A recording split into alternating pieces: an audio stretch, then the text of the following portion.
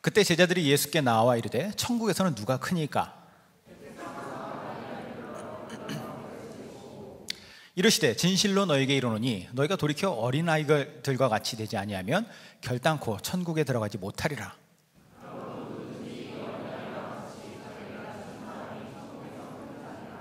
또 누구든지 내 이름으로 이런 어린아이 하나를 영접하면 곧 나를 영접함이니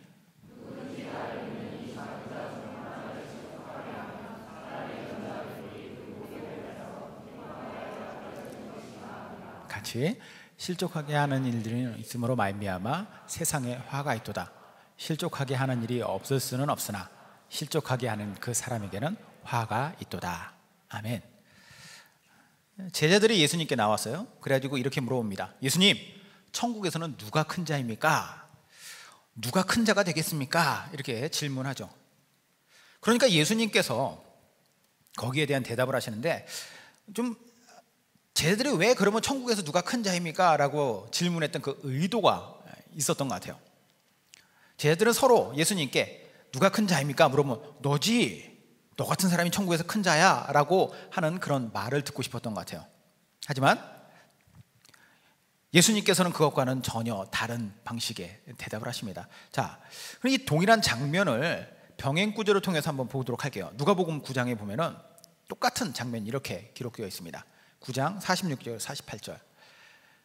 제자 중에서 누가 크냐 하는 변론이 일어나니 예수께서 그 마음에 변론하는 것을 아시고 어린아이 하나를 데려다가 자기 곁에 세우시고 그들에게 이르시되 누구든지 내 이름으로 이런 어린아이를 영접하면 곧 나를 영접함이요 또 누구든지 나를 영접하면 곧 나를 보내신 이를 영접함이니라.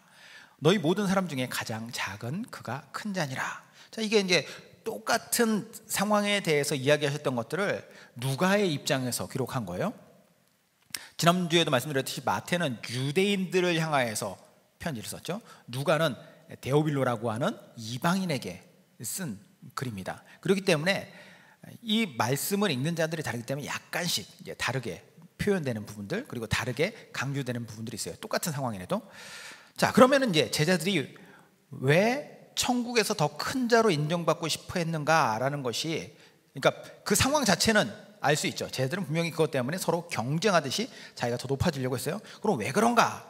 오늘 본문을 보면은 18장에서 시작이 되잖아요. 그럼 17장으로 가보면은 18장에 내용이 이루어지기 전에 어떤 일이 있었는지를 볼 수 있어요. 17장에 보면은 두 개의 사건이 등장하는데, 첫 번째 사건은 변화산이라고 하는 곳에서 일어났던 사건이에요. 예수님께서 베드로와 야고보와 요한 이 세 명의 제자들을 데리고 변화산이라고 하는 곳으로 가십니다. 변화산이라고 하는 것이 특별히 어떤 변화라고 하는 이름의 산이 아니라 예수님께서 변화된 곳, 변화된 것을 변화되었던 산이다, 변화산이라고 우리가 불러요. 정확한 산의 위치는 알지 못하지만 아마 헐몬산이 아니었을까 사람들은 생각을 합니다. 자, 여하튼 예수님께서 이 변화산에 가셔서 어떤 일이 일어나느냐, 예수님 모습이 변화되죠. 근데 그때 예수님 옆에 모세와 엘리야가 다 이렇게 등장을 해요. 그래서 천국에 있던 모세와 엘리야가 나타나서 예수님과 더불어서 예수님이 앞으로 변화될, 죽으시고 부활하신 다음에 변화될 그 모습으로 변화되신 이후에 그 눈부신 모습으로 앞으로의 일들에 대한 이렇게 이야기를 나누시는 것들을 함께 데려갔던 세 명의 제자들이 발견하게 되는 것이죠. 베드로는 이 모습을 보면서 마치 이게 천국에 있는 것 같은, 너무 행복한 거예요. 그래가지고 여기에다가 우리가 예수님을 위해서 하나를 짓고 모세를 위해서도 하나를 짓고 엘리야를 위해서도 하나를 짓고, 그래서 초막 셋을 지을 테니까 우리 여기서 평생 여기 살았으면 좋겠습니다. 너무 행복합니다. 이렇게 얘기를 해요. 하지만 예수님은 그 제자들을 다시 데리고 내려오시죠. 이 변화된 모습을 이제 보여주셨을 뿐이지 그것에 대한 의미나 이런 것들에 대해서는 이렇게 크게 설명을 안 하십니다. 자, 그런데 그렇게 예수님과 제자 3명이 빠져나간 그 자리에 나머지 변화산 밑에 있었던 제자들에게 또 한 가지 사건이 있었어요. 어떤 사건이냐면, 어떤 남자가 자기의 아들을 데리고 왔습니다. 이 아들이 귀신이 들려가지고 자꾸 막 몸을 학대하는 거예요. 막 불 속에 막 자기 몸을 던지고. 그러니까 아들을 좀 살려야겠으니까 와가지고 이 귀신을 좀 쫓아달라고 요청을 합니다. 제자들이 그 귀신을 쫓아내려고 이게 막 별 짓을 다 해봤는데 못 쫓아낸 거예요. 예수님께서 이게 보시더니 이렇게 얘기를 합니다. 귀신을 쫓아내면서 이런 거 하나 해결 못하냐? 너 지금 너희들이 나와 함께 다녔던 그게 있는데 믿음이 이렇게 없냐 너희는? 이렇게 좀 책망을 하십니다, 예수님께서. 사실 근데 인간으로서는 이 일이 거의 불가능한 일이거나 혹은 너무 힘든 일입니다. 그렇죠? 불가능한 일은 변화된 완전체의 모습으로 변화되고, 천국에 있는 모세와 엘리야가 나와가지고 함께 대화를 나누고 이런 것들은 인간으로서 할 수 있는 일이 아니죠. 꿈도 못 꿀 일이잖아요. 그렇죠? 그리고 귀신을 쫓아내는 것도 사실 예수님이시기 때문에 신적 권위를 가지고, 그러니까 예수님의 이름으로 우리 귀신을 쫓는 것이고, 그러니까 인간만의 힘으로는 자기 열심이나 능력만으로 할 수 없는 거예요. 믿음으로 쫓아내는 것이지. 그러니까 인간의 힘으로서는 할 수 없는 이 두 가지를 예수님께서는 아주 멋지게 해버리신 거예요. 이 일을 보니까 제자들이 그 마음에 예수님에 대한 기대감이 이렇게 쑥 올라가는 거예요. 그리고 예수님의 그 신적 권위 앞에 자신들이 예수님에 대한 어떤 존중하고 존경하는 마음과 더불어서 자기네들이 예수님 이런 분을 모시고 있다는 사실 때문에 자기네들까지 동반 상승한다는 그런 느낌을 받았던 것이죠. 그러니까 제자들이 어떤 마음이 갖고 있냐면, 이렇게 보면서 이런 위대한 분이 앞으로 어떤 일을 하실 것인가, 그리고 이런 위대한 분이 지금 예수님이 계속해서 외친 것이 하나님의 나라 천국인데, 그 천국에서 분명히 우리들 중에 누가 더 높은 사람이 될 텐데, 그 높은 사람이 되려고 하는 어떤 더 높아지려고 하는 욕구가 막 솟았다라는 거예요. 자, 그런데 그런 욕구가 솟을 때 예수님께서 조금 그들의 마음을 약간 가라앉히는 이야기를 하세요. 마태복음 17장 22, 23절에 이런 말씀하십니다. 갈릴리에 모일 때 예수께서 제자들에게 이르시되, 인자가 장차 사람들의 손에 넘겨져 죽임을 당하고 제3일에 살아나리라 하시니 제자들이 매우 근심하더라. 인간계를 뛰어넘는 엄청난 능력을 예수님께서 보여주셨어요. 그렇죠? 그리고 그런 능력을 보여주신 다음에 예수님이 뭐라고 말씀하시냐면, 내가 앞으로 죽을 거야 라고 얘기를 하세요. 물론 죽음 이후에는 부활도 말씀하셨죠. 근데 제자들은 여기 보면은 제자들이 예수님이 죽임을 당하고 제3일에 살아나리라, 이 부활에까지 이야기를 하셨는데 제자들은 어떻게 했냐면 근심하더라. 그러니까 마음이 별로 이렇게 좋지 않았다라는 거예요. 왜냐? 제자들에게는 부활이라고 하는 개념 자체는 아예 없는 거예요.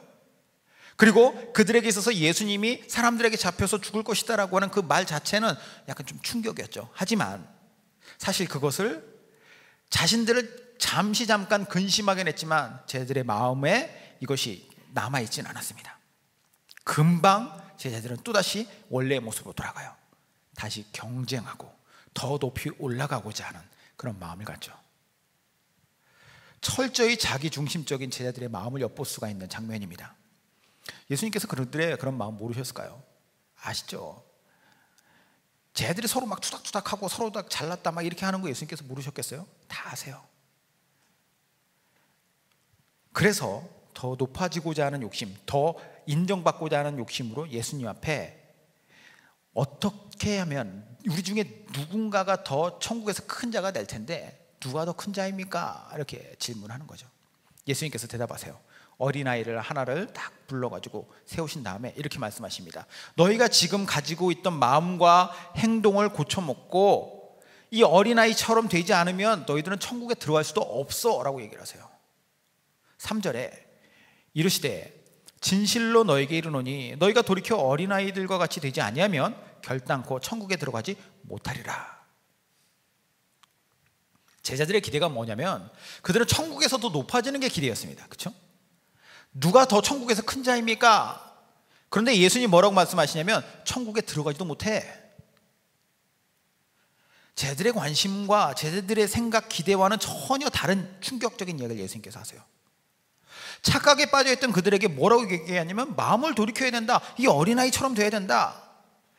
즉 제자들이 가져야 될 마음은 천국에서 누가 크냐 작으냐 이것을 두고 다툴 게 아니라 너보다 내가 더 잘났지 이게 아니라 어린아이 같은 마음을 가져야 된다는 거예요. 그러면 어린아이 같은 마음은 뭔가? 예수님께서는 말씀하세요. 천국에 들어가려면 먼저 어린아이 같아야 되는데 이 어린아이는 이렇다라는 것을 이제 쭉 이어서 말씀하십니다. 첫 번째 어린아이 마음이 갖는 특징이 있어요. 그것은 뭐냐면 자기 자신을 낮추는 겸손입니다.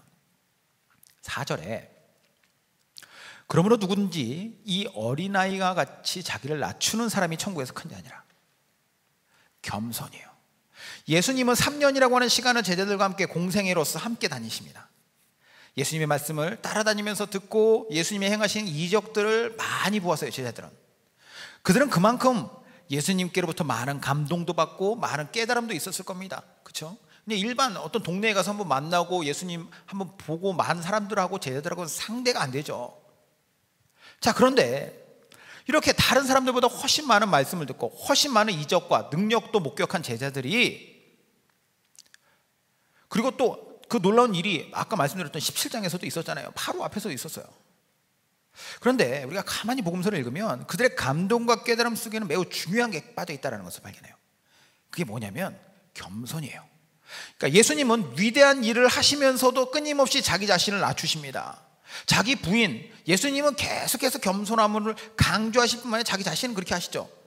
예를 들면은 바리새인들은 다른 사람들보다 내가 더 위에 있다, 바리새라고 하는 게 구별된이라고 하는, 그러니까 다른 사람들보다 더 구별된 사람들, 상위층이라고 생각을 했거든요. 바리새인들은 가치는 살지만, 그러니까 자기네들은 더 높이 있다라고 하는, 더 높은 사람, 고결한 사람이라고 하는 그 개념 때문에 자기네들끼리만 놀았어요. 예수님이 막 사람들에게 가르치고 사람들하고 막 다니는 걸 보니까 바리새인들이 아, 우리 급이네, 같이 놀아야지. 근데 예수님은 바리새인들하고 논 게 아니라 누구랑 노냐면은 죄인들, 뭐 세리, 창녀 이런 사람들하고 노는 거예요. 그러니까 그 사람들이 열이 받죠. 그래서 예수님을 계속해서 공격하려고 했던 것입니다. 그러니까 예수님이 뭐라고 해요? 이 교만한 자들아, 이 독사의 자식들아, 계속 뭐라고 하세요. 근데 그게 틀린 말이 아니라는 거예요. 성경에 위배되는 삶을 살았으니까. 제자들이 그런 예수님을 봤음에도 불구하고 제자들은 높은 자리를 원했습니다. 더 인정받기 원했고 더 높아지려고 했고. 왜냐? 겸손함이 없었으니까. 예수님이 이런 마음을 갖고 있는 자들에게 너희 속에 천국에서 큰 자가 되고 싶은 마음이 있구나. 그러나 지금 너희 마음가짐 그 중심부터가 문제야. 왜냐? 천국은 그런 마음을 가진 사람들이 가는 거, 그런 마음을 가진 사람들이 높아서 그런 마음을 가진 사람들이 지금 이 현재 이 세상에서 군림하듯이 천국에도 그런 사람들이 똑같이 군림하는 그런 천국이 아니기 때문이라는 거죠. 하나님의 나라는 그렇게 이루어지는 것이 아니라는 거예요. 예수님께서 이 땅에서 외치신 천국이 무엇입니까? 하나님의 나라. 죽어서 가는 것도 하나님의 나라지만 하나님이 계시는 곳, 천국이라 하나님의 통치가 바로 하나님의 나라예요. 그렇죠? 제국으로 제가 설명했잖아요. 제국이라는 것은 국경을 그어놓고 거기에 철조망 쳐놓고 이만큼이 우리의 제국, 저 너머는 아니, 이게 아니라 제국은 뭐예요? 그 제국을 지배하는 황제의 명령에 의해서 움직여지는 곳까지가 제국이에요. 그렇죠? 하나님의 나라는 어디냐? 하나님의 뜻이 이루어지고 하나님의 역사, 하나님의 말씀이 그대로 순종되어지는 곳까지가 하나님의 나라죠. 그렇다면 그 하나님의 나라, 그 통치 안에서 그 통치가 제대로 이루어지기 위해서는 그 통치 받는 자들이 어떻게 해야 돼요? 하나님께 순종해야 돼요. 하나님의 통치를 잘 받으려면 순종함이 있어야 돼요. 그리고 그 순종함은 어디서부터 나오느냐? 자기 자신을 내어놓고 내려놓는 자기 부인 겸손함에서부터 나온다는 거죠. 하나님의 나라는 이미 이곳에서 시작된 것입니다. 그리고 앞으로 우리가 죽어서 갈 곳, 예수님이 다시 오셔가지고 완성된 그곳에서 완성돼요. 여기서부터 우리는 천국 백성의 삶을 살아야 됩니다. 어떻게 해요? 겸손하게. 예수님이 그 비유를 말씀하시기 위해서 어린아이를 데리고 말씀하셨어요. 어린아이의 특징이 있죠. 어린아이의 특징은 자기 자신을 낮춘다라는 거예요. 초등학교도 가지 않은 어린아이들의 특징이 무엇입니까? 자기를, 내가 나를 주장하고, 물론 이제 그런 애들도 가끔 있죠. 자기 고집 센 애들, 그렇죠? 하지만 그 아이들의 정상적인 모습은 뭐냐면 부모가 이끄는 대로 자기 자신의 뜻을 접고 따라가는 거예요. 겸손함이죠. 예수님께서 말씀하세요. 천국에서 큰 자가 되고 싶으냐? 아니, 천국에 들어가고 싶으냐? 천국 하나님과 함께하는 삶을 살고 싶으냐? 그러면 겸손하라는 거죠. 내 상식, 내 주장, 내 고집, 내 상황, 여기에 내 삶을 맞추어 사는 것이 아니라 하나님께서 하시는 말씀, 하나님의 뜻, 하나님께서 원하시는 바, 거기에 나 자신을 맞추는 거, 이게 바로 겸손인 겁니다. 그리고 그것이 바로 천국 백성의 삶인 거예요. 자, 예수님께서 말씀하시는 어린아이의 마음 두 번째 특성이 있어요. 두 번째는 어떤 특성이냐면 타인을 인정하는 수용입니다. 5절에 또 누구든지 내 이름으로 이런 어린아이 하나를 영접하면 곧 나를 영접함이니. 어른과 순수한 아이들의 두드러진 차이는 무엇입니까? 어른들은 남들을 잘 수용하려고 하지 않아요. 물론 이게 이제 겸손과 교만, 요거와 또 관련이 되어 있지만 어린아이들은 참 남들을 잘 수용합니다. 유치원 아이들이 이런 노래 불러요. 당신은 누구십니까? 나는 홍길동, 그 이름 아름답구나, 뭐 이러잖아요. 뭐가 아름다워? 아름답다 인정해 주는 거죠. 그 아이가 이상해도 수용해 주는 거. 서로의 가치를 인정하고 수용하는 것은 매우 중요합니다.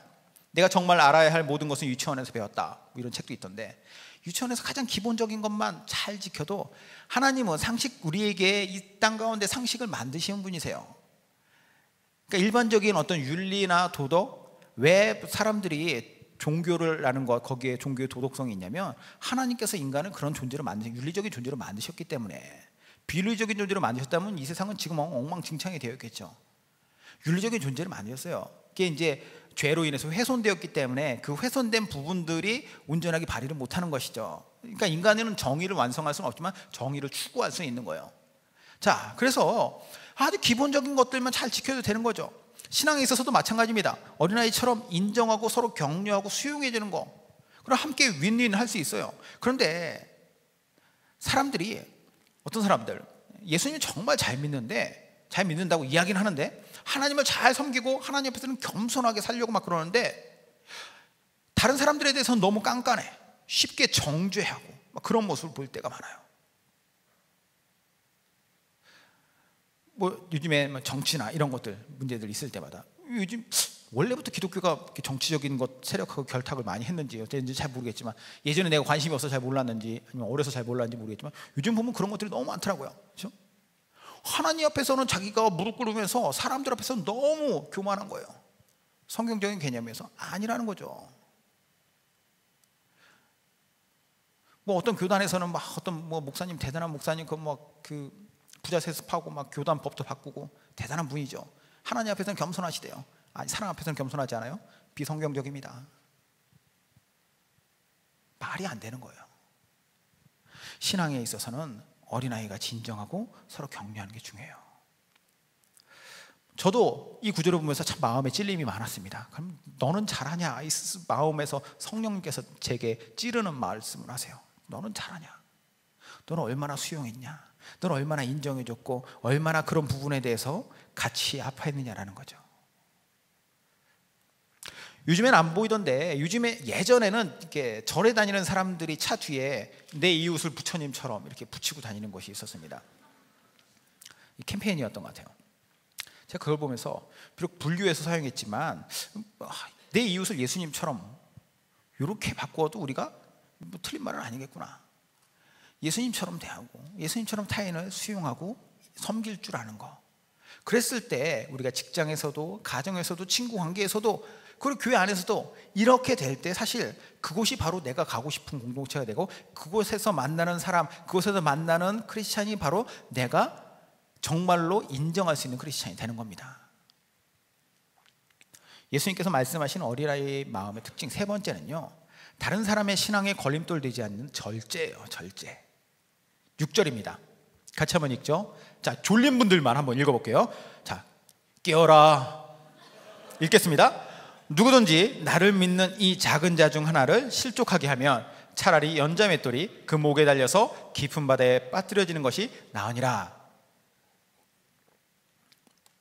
저는 컨디션이 좋아요. 지금 어제 많이 잤거든요. 그 전날 잠을 하나도 못 잤기 때문에 밤새도록 와서 피곤한 여러분들, 불쌍하네요. 토요일날 좀 일찍 좀 주무시지. 자, 이 말씀 보면서 예수님께서 가장 하고 싶으신 말씀이 이것이 아니었을까라는 생각을 해요. 우리가 교회 안에서 흔히 듣는 말로 누군가에게 제가 상처를 받았어요, 그래서 교회를 떠났어요. 혹은 누군가 때문에 실족해서 저는 교회 오기가 싫어요. 누가 꼴보기 싫어서 교회 다니기 싫어요. 이런 얘기를 하시는 이야기, 뭐 스스로 하시는 분들도 많이 있겠지만, 그렇죠? 이런 일들이 있죠. 물론 교회도 죄인들이 모이는 곳이죠. 뭐 교회 왔다고 다 훌륭합니까? 다 보셔서 아시잖아요. 훌륭한 사람 어디 있습니까? 없어요. 바울이 이야기합니다. 고린도 교회 성도들한테 너희들 중에 대단한 사람이 어디 있느냐, 뭐 문벌이 좋은 자, 뭐 똑똑한 자 어디 있느냐, 다 그거 뭐 니들은 뭐 대단하지도 않아, 이런 얘기를 하는데 마찬가지죠. 하지만 그렇다고 해가지고 그것을 다 용인하고 그것을 다 인정해야 되는 건 아니라는 거예요. 남들한테 상처 주는 것을. 물론 상처 속에서 단단해지긴 해요. 다져지려면 뭔가 이렇게 좀 그런 어떤 힘들게 하는 사람이 있어야지 우리는 다져진다고 생각해요. 그래서 힘들게 하는 사람한테는 항상 감사하십시오. 아, 저 인간 때문에 내가 다져지는구나, 이렇게 생각하면 돼요. 하지만 그 상처를 주고 받는 것이 신앙이 아주 약한 사람들을 실족해 해서 아예 교회로부터 등을 돌리게 만드는 것이라면 이제 이거는 좀 심각한 거예요. 물론 이제 상처 받을 일도 아닌 거, 뭐 혹은 실족할 일도 아닌 거, 이런 것 때문에 괜히 자기 마음에 들지도 않는 것에 대한 핑계로 남한테 이런 말하고 막 상처받았다 그러면서 떠나는 사람들이 있어요. 이런 거 있잖아요. 뭐가 있을까요? 실제적인 그런 얘기를 잘 못 들어봐서, 우리 교회는 너무 시원해요. 어떻게 예수 믿는 사람들이 이렇게 편안하게만 할 수 있어요? 그러면서 상처받아서 떠났다. 이런 분들이 가끔 있을 수 있을 것 같은데, 뭐 그런 거 아무것도 아닌 일에 상처받는 데 있지만, 만약에 그런 분이 있다면 저는 어떻게 하게? 여러분들 어떻게 하시겠습니까? 그런 분이 있다면, 그런 셀이 있다면, 세론이 그렇다면 그분들은 더운 데 가서 사시면 돼요. 그것 때문에 상처받으면, 그렇죠? 신앙의 약한 자를 위해서 내가 희생해 주는 거죠. 정말 신앙생활을 잘해보려고 하는 연약한 초신자에게 주지 않아도 되는 상처를 주는 경우가 참 많이 있어요. 근데 그렇게 말이나 행동을 하는 사람들이 오히려 그런 상처를 받았다라고 하는 이야기를 들었을 때, 걔 뭐야? 이상한, 왜 이렇게 물러 터졌어? 막 이렇게 얘기하는 사람. 근데 그렇게 이야기하고 넘길 일이 아니라는 거예요. 예수님께서는 그냥 넘기지 않는다는 겁니다. 뭐라고 말씀하시냐면, 어린아이와 같이 연약한 사람을 실족해 한다면 차라리 연자맷돌을 그 목에 매가지고 바다에 빠뜨리는 것이 낫다라고 얘기했어요. 살벌한 얘기죠. 연자맷돌은 그냥 우리가 상상하는, 우리가 알고 있는 그 맷돌, 그거 아니에요. 그 팔레스타인 지역에서 사용하는 연자맷돌은 짐승이 돌리는 맷돌입니다. 그렇기 때문에 엄청 큰 거예요. 그래서 그걸 목에다 달고 못 빠져나오죠. 그렇죠? 그걸 가지고 바다에 빠뜨리는 거. 실제로 유대인들은요, 깊은 바다에 대한 두려움이 있어요. 해상 민족이 못된 게 그런 두려움 때문인지도 모르겠지만, 이 두려움이 있어가지고 바다에 빠뜨려지고, 그러니까 이제 막 요한계시록에 있는 거 보면 막 깊은 바다 속에 뭐 용 막 이렇게, 바닷속이라고 하는 그거에 대한 어떤 그러니까 두려움이 기본적으로 있는데, 그 사람들, 그런 문화를 갖고 있는 사람들한테 이런 예수님이 말씀하시는 것은 아주 파격적인 이야기입니다. 그만큼 심각한 일이다. 물론 우리가 의도치는 않으나 상대방이 너무 연약해서 오해할 수도 있어요. 혹은 우리의 부주의로, 무지 중에 연약한 자들이 실족하게 할 수도 있죠. 우리 집사람이 항상 저한테 얘기하는 것인데, 제발 좀 단어 선택 잘해라. 산티난 말 하지 마라. 뭐 이렇게 하는데, 목사님이 뭐 더럽게 뭐 신청 안 했어요. 뭐 이렇게 얘기해서 또 상처받고, 그런 거 그러지 마세요. 근데 그러니까 예수님이 뭐라고 얘기했냐면, 아주 부주의로 인해서 연약한 자들이 실족할 수도 있다라는 거죠. 7절에 실족하게 하는 일들이 있음으로 말미암아 세상에 화가 있도다. 실족하게 하는 일이 없을 수는 없으나 실족하게 하는 그 사람에게는 화가 있도다. 무슨 말이에요? 실수 안 할 수는 없으나, 그렇지만 그럼에도 불구하고 그러면 안 된다라는 거예요. 너무 깐깐하죠. 예수님이 왜 이렇게 우리한테 이렇게 심하게 대하는지. 그런데 예수님의 이 말씀은 그만큼 우리가 다른 누군가에게 걸림돌이 되지 않게 하기 위해서 자신을 돌아보고 절제하라는 말씀이에요. 절제하라. 예수님 믿는 게 어렵죠.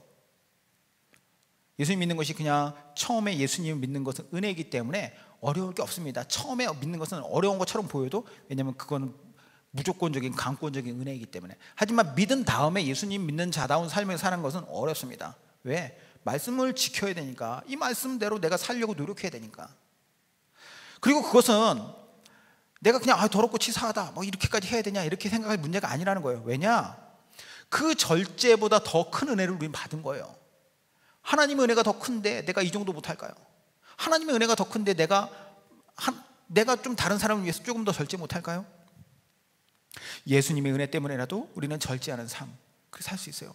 그리고 그 절제의 모범을요, 성경에서 이미 이야기하고 있습니다. 제가 이제 절제와 관련돼 가지고 자주 하는 비유인데, 이야기인데, 고린도전서 말씀 볼게요. 8장입니다. 쉬운 성경으로 보겠습니다. 이제 우상에게 제물로 바친 음식을 먹는 문제에 대해 이야기해 봅시다. 우리는 세상에서 우상이란 아무것도 아니며 하나님은 오직 한 분뿐이라는 사실을 알고 있습니다. 하늘이나 땅이나 신이라고 불리는 존재가 많이 있고, 사실 많은 신이 있으며 많은 주가 있지만 우리에게는 아버지가 되시는 하나님 한 분만 계십니다. 만물이 그분에게서 나왔고 우리는 그분을 위해 살고 있습니다. 또 주 예수 그리스도도 한 분만 계십니다. 만물이 그분 때문에 창조되었고 우리도 그분 때문에 살고 있습니다. 그런데 누구나 이런 진리를 아는 것은 아닙니다. 사람들 중에는 아직도 우상 숭배하는 습관이 남아있어서 우상에 바친 음식을 먹을 때 그것이 우상에 바친 음식이라고 생각하며 먹는 사람들이 있습니다. 그 사람들의 양심은 약해졌고 더럽혀졌습니다. 그러나 우리를 하나님께 가까이 나아가게 하는 것은 음식이 아닙니다. 음식을 먹지 않는다고 해서 손해되는 것은 아니며 음식을 먹는다고 해서 더 이루어지는 것도 아닙니다. 그렇지만 여러분에게 있는 자유를 행사할 때 그것이 믿음이 약한 성도들에게 걸림돌이 되지 않도록 주의하십시오.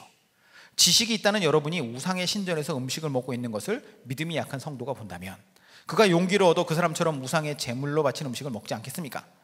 이렇게 되면 믿음이 약한 성도는 여러분의 지식 때문에 망하게 되는 것입니다. 그리스도께서는 바로 그 성도를 위해 죽으셨습니다. 이런 식으로 여러분의 동료 성도들에게 죄를 짓고 그들의 약한 양심에 상처를 준다면 여러분은 그리스도께 죄를 짓는 것입니다. 그러므로 내가 먹는 음식 때문에 내 동료 성도들이 걸려 넘어지게 되면 그 사람이 걸려 넘어지지 않도록 하기 위해 나는 평생 고기를 먹지 않을 것입니다. 바울 이 당시에 고린도를 비롯한 여러 이방인의 도시들에는 이 그리스 문명이 알렉산더 대왕 이후에 이 그리스 헬레니즘이 막 퍼져나가잖아요. 그러다 보니까 거기에 도시마다 거대한 신전들이 많이 세워졌습니다. 뭐 제우스 신전이라든가 아데나 신전, 포세이돈 신전 이런 것들이 막 세워졌어요. 자, 그런 신전에서 매일 제사가 이루어집니다. 제사가 이루어지려면 당연히 제물이 있어야죠. 제물은 죽어야 되는 거예요. 그럼 제물들이 죽고 그거에서 죽인 이 제물들은 이제 그 고기를 처분을 해야 되는데 너무 많았기 때문에 어떻게 처분하느냐? 제사에서 그곳에 있었던 사람들만 먹어서 될 게 아니라 이걸 가지고 이게 시장에 유통이 됩니다. 물론 이제 제사를 지낼 때 그 제사에서 함께하는 사람들이 다 고기를 먹었지만 이제 일부는 시장으로 유통이 돼요. 그래서 시장에서 고기를 사 먹는다는 것은 십중팔구 이게 성전 제사 때 쓰였던 제물이었다는 것을 모든 사람은 다 알고 있습니다. 바울이요, 여러 성도들과 함께 고기 요리를 먹고 있었어요. 근데 이 모습을 본 어떤 사람들이 당시의 보편적인 유통구조를 머리에 떠올립니다. 그리고 이방인들의 사고방식에서 제물은 신이 먼저 먹는 것이고 그 신전에서 함께 먹는 인간들이 그 신의 그 어떤 영역에 같이 동참하는 것으로만 알고 있는 그 사람들의 그 머릿속, 그들이 갖고 있는 그 세계관 속에서 바울이 지금 먹는 것, 저 신과 함께 동참하는 것인데 저 사람이 저걸 왜 먹지라고 하는 것이 그 믿음 약한 사람들 머릿속에 떠오른다는 거죠. 우리나라에도 이런 게 있어요. 이런 제사 문화, 음복이라고 하죠. 음복. 그래서 제사 어렸을 때 들여보신 분들은 아실 거예요. 음복이랑 같이 제상에 있었던 음식을 같이 제사 마치고 나서 가족들끼리 나눠 먹고 그 술도 같이 이렇게 먹죠. 그건 누구부터 먹냐면 조상님부터 먹는 거예요. 조상님 먹으면 같이 동참한다는 거. 인간이 만든 종교라는 것이 동양 종교, 서양 종교 할 게 없습니다. 다 똑같아요. 인간이 만들어낼 수 있는 것이 거기입니다. 그런 것들을 만들어내는 거예요. 그래서 이 사람들도 바울이 이걸 먹으면 이건 제우스한테 동참하고 제우스를 따른다는 뜻인데 저걸 먹으면 아데나 여신한테 따른다는 뜻인데 이런 생각을 하고 있었다는 거죠. 물론 이것은 옳지 못한 생각입니다. 뭐 이런 거 전혀 꺼리길 거 없어요. 왜냐, 신앙이 어느 정도 된 사람들은 그런 것 때문에 뭐 이거 아무것도 아니지 라고 생각할 수 있어요. 아까 음복 얘기를 해서 말인데 이 제사 얘기 내가 이거 할 때마다 좀 열이 받아가지고 얘기를 해요. 여러분 집에서 제사 지내는 집안 있습니까?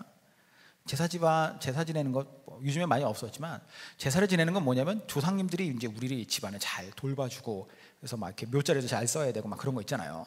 효사상이라고 얘기하지만 사실 효사상은 그 사자 숭배 사상, 죽은 자를 숭배하는 그 사상과 이렇게 결합돼 가지고 나오는 거예요. 유교, 도교 막 이렇게 뒤섞여 있죠. 그래서 이제 제사를 잘 안 지내면 집에 우환이 생긴다고 사람들이 믿어요. 자, 그런데 그런 능력을 갖고 있는 조상 귀신님이 섬길 때 되게 아이러니한 게 있어요. 제가 보면서 어렸을 때 보면서도 이야기를 들으면서도 예전에는 집에 그 마당에 빨랫줄이 이렇게 있고 거기에 장대를 이렇게 빨랫줄을 이렇게 걸어놔요. 높이가 있으니까. 그래서 이걸 내리면 빨래를 널고 그걸 다시 이렇게 올려놓고 제사를 지낼 때는 이 빨랫줄을 이렇게 내려놓습니다. 왜? 조상님이 오다 목에 걸릴까 봐 못 들어오는 거죠. 문을 열어놔요. 들어오시기 편하도록. 예수님도 부활하신 다음에는 문 잠가놨는데 거기 그냥 들어가셨는데 그 조상 귀신님 못 들어오는 거죠. 밥숟가락도 못 떠드세요? 떠드려야 돼. 꽂아놔야 되고. 얼마나 무식한 이십니까? 그런 신이 나를 지켜줄 것이라고 믿는 것이죠.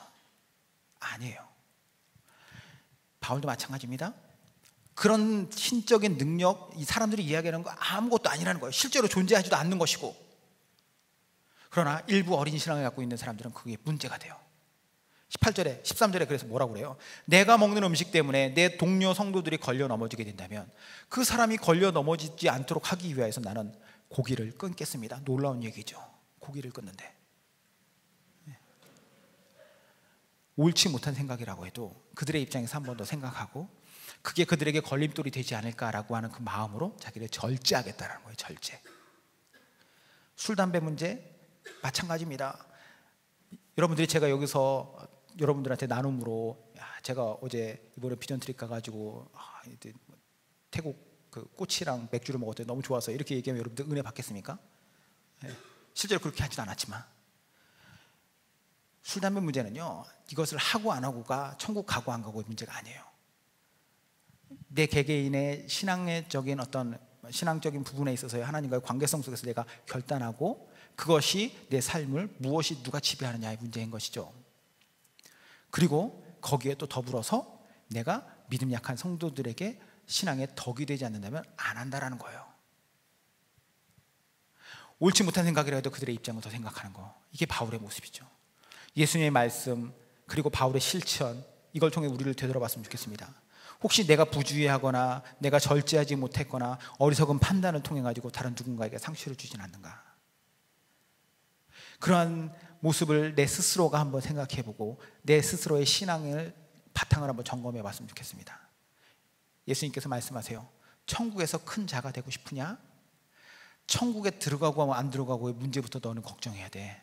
왜? 그들 속에 진정한 믿음이 없기 때문에. 그 진정한 믿음은 어디서 나오는 것입니까? 하나님 앞에서 어린아이와 같이 자기 자신을 철저하게 낮추는 겸손함으로 말씀 앞에 순종해야 돼요. 어떤 사람이라도 다른 사람들을 내가 인정해주고 수용해줄 수 있는 거, 하나님께부터 내가 수용받았으니 내가 다른 누군가를 수용할 수 있어야죠. 뿐만 아니라 내가 다른 사람들과의 관계성 속에서 이제 교회라고 하는 공동체 안에 있으니 이 안에서 내가 다른 이들을 사랑하고 섬기는 절제가 있어야 돼요. 이게 있을 때 이 믿음이 바로 예수님께서 우리에게 기대하시는 믿음이 될 것입니다. 기도할게요.